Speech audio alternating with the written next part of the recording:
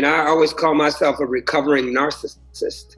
I'm in recovery. Like a lot of my contemporaries in music, they're usually recovering from a drug. I'm recovering from narcissism. And yeah, you're talking about stopping your blessings. That is a horrible disease because this culture is a me culture, especially it's the greatest thing that I've learned is and I love being from the United States too, because I'm like, hey, my ancestors built this shit. I'm going to enjoy it.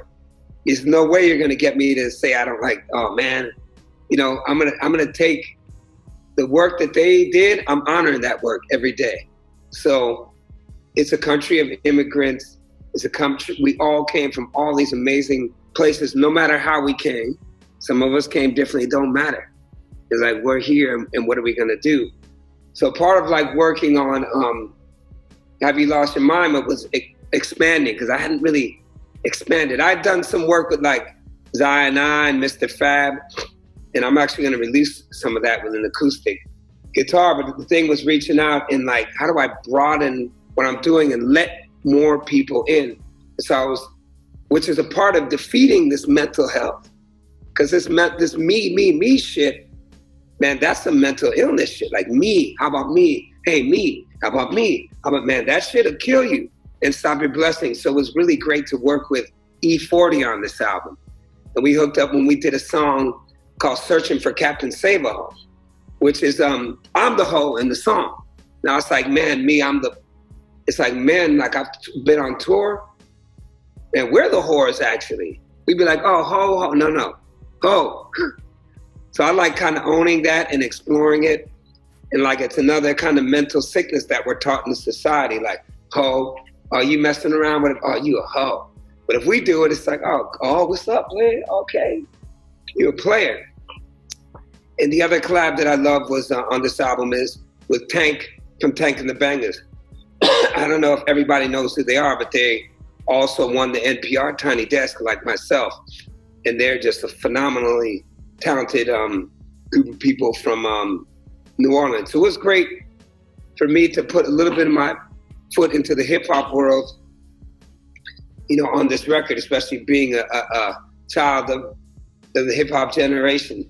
And to me, all this music is disconnected. I never really look at like rock, hip hop, soul, punk blues, merengue. So I'm looking at, is it great?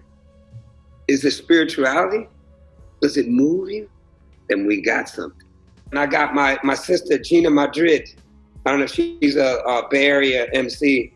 And I wanted it to be a Latina woman because I wanted to address those mothers that we're reading about so casually, which I think is something sick inside of us.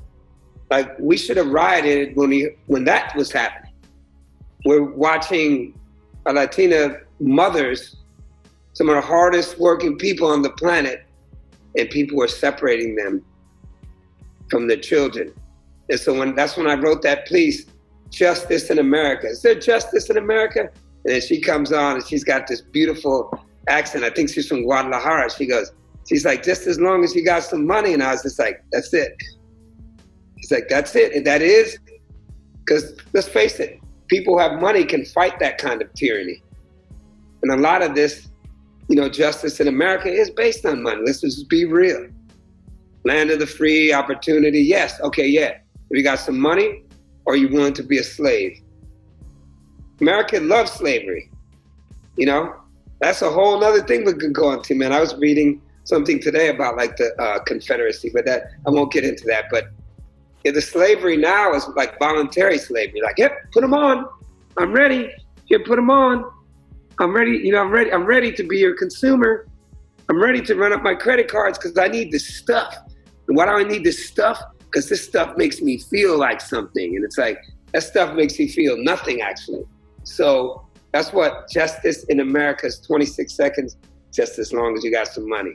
And that's more, the album, again, is all dealing with mental health.